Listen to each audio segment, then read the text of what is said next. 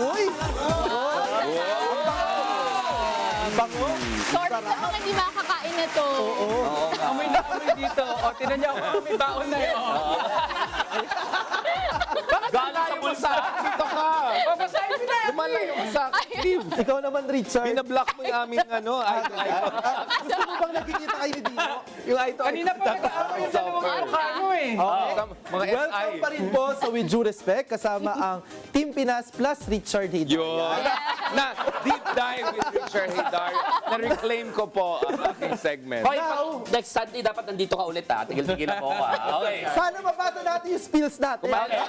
Okay. Now, magmumukbang naman po tayo with the twist. Dito, magbibigay lang tayo ng short comment, emphasis, short comment. Very Ang unang personalidad na maaalala natin sa itatampok na pagkain. Kaya naman, alamin na ang aming napakasarap na menu for the day dito lang sa Mukbangayan! Matamis, maasim, mabait. Ang mga isyu ng bansa, titikman dito sa Mukbangayan. Dinagpan ni Oxford. Masyadong Announcement, sabi ni Richard Hidalgo, hindi raw siya kumakain ito. Richard. Dino, Sabihan mo naman yung Tinola lang. pakita mo muna, Dino, yung ating menu. Ayan, direct. Direct. Opo. Dinuguan. At Puto. with cheese.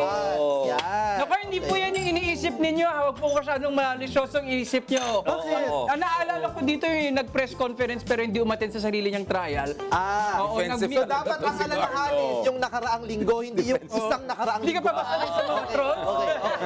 Okay. At bloodied and unbound. Sabi niya, di ba? Ako naman Mataas ang sinasabi niya. cholesterol. Nakakainis, hindi din original yun si VP Sara kasi kinuha niya lang naman din. Oh, di ba sabi niya, out of the night that covers me, block as a pit from pole to pole. I think whatever gods may be for my unconquerable soul. Di ba? In the fair clutch of circumstance, I have not winked nor cried aloud. Under the bludgeonings of chance, my head is bloodied but unbowed. Gusto ko na sabihin nyo na, under the bludgeonings of chance yon. Hindi, ito, ikaw ang rason, sarili mong bibig, sarili mong bunganga, sarili mong asal ang rason kung bakit ka nasasakdal. So wag mo sabihin under the bludgeonings of chance, di ba? Nakalimutan mo yung buong Invictus, tigil-tigilan mo ko Sara Duterte, ha? O sige kayo na, kakain mo na ako dito, ha? Hindi, naalala ko din kasi dun Bigyan sa ng- opening statement ni attorney. Opening Bigyan statement ng ni jacket. Bigyan ng jacket tong isa. At opening statement ni Attorney Season na sinasabi nila na hinalal ng 32 million na mga Ayan, kababayan kakainis natin si ganun, VP oo. Sara, no? Pero hindi naman kasama yung 32 million sa nagbanta sa Pangulo. Tama. Hindi naman kasama yung 32 million sa maanumalyang paggasta ng confidential funds. Hindi naman kasali yung 32 million sa nakinabang sa panunuhol sa Department of Education. At hindi naman kasama yung 32 million doon sa 6.7 billion pesos na bank transactions. And importantly, hindi kasama yung kalahati nung 30 million na yan na kakampi ng presidente. Na-threaten ni Sara. Yun ang pinaka hindi nasasabi. Ganda, ganda, no? Pro-BBM.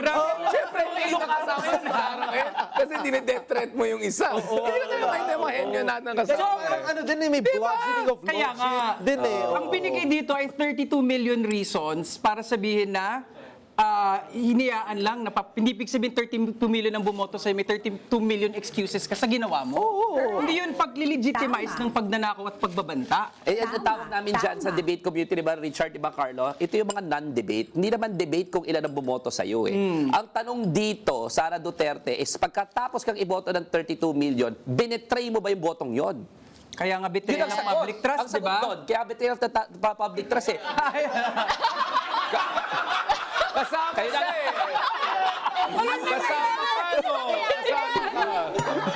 Pero ang masasabi ko dyan, all the more reason for you to be accountable. Kasi isa ka sa mga pinakamaraming boto na natanggap the past few election cycles. 32 million bumoto sa'yo, so all the more reason for you to be trustworthy and accountable. Correct. At pagdating naman sa Invictus na lagi nilang kinukot, just I think June or May, kinote din niya na Kitty Duterte, na sabi niya, I am the master of my ano yung last ship, two my lines faith. na, My I'm the faith. master of my And faith, I'm the captain of my own captain soul. of my soul. Tapos sabi ni Kitty Duterte sa press ko niya, read Invictus, Invictus. Tapos ngayon, 1 month or 2 months after, kinote siya ni Sara Duterte. Well, not verbatim. Pero ang masasabi ko lang, isang poem lang ba alam nyo? Magbasa naman kayo ng iba pa. Di ba? Ay, yung family niyo Pag ba? Robert Frost naman Diba? tayo. Mag-iba naman kayo. Diverge. In a yellow wood. Sorry, I could not take All I can say is that feeling nyo intellectual na kayo porket may isa kayo nabasa na poem. So bilang dating secretary ni the Department of Education, patunayan mo naman sa mga bata na you are well-read and Minsan may isang kaibigan. Hoy! Huwag kayo! Public author! Pero guys, dating education secretary, Dati. sana naman at least, diba? Sana naman medyo Shakespearean. I mean, ako, feeling ko, it also goes back, ito yung gut ng problema. Mali yung pag-intindi natin sa konsepto ng demokrasya. Hindi ito tyranny of majority. Hindi ito popularity context.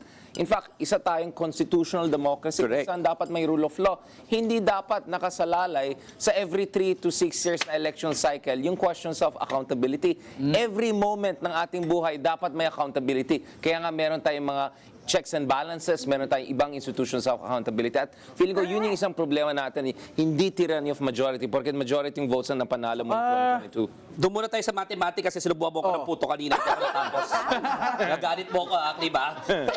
So, doon tayo sa mathematics, ha?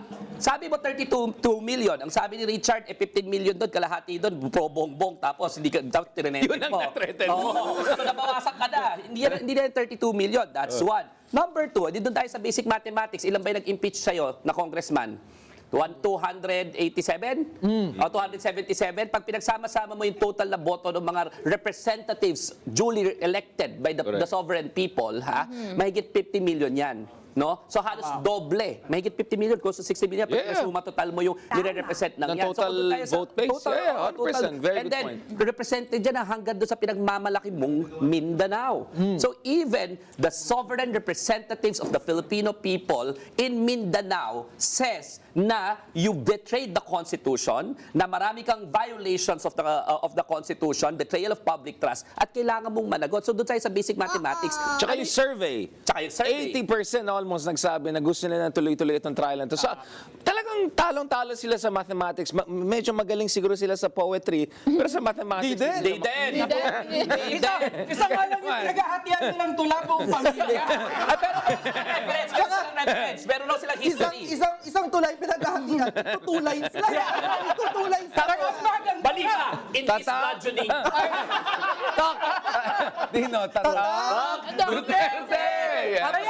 Ano yung justification Oh, nila? justification. Ang justification daw nila, dahil nga merong Operation Romanov. Kanina Ayan na. magaling Yun lang alam nilang dynasty din, Roman. Pinaghatian din nila. Pinaghati yan. Pinaggaling rin yan sa kapatid mo. Wala nga ni isang Marcos, wala ni isang Pinklawan, wala ni isang government official na binanggit si Romanov. Ang bumanggit si Baste Duterte. So sila yung pinanggaling yan, tapos kayo magpapalabas na yun yung dahilan. Pero Bakit? minapatunayan, Dino. Minapatunayan. Hindi lang minapatunayan. Ni GC yung mag-anak na Duterte. Correct. Okay. Sila nagpapasahan. So, abangan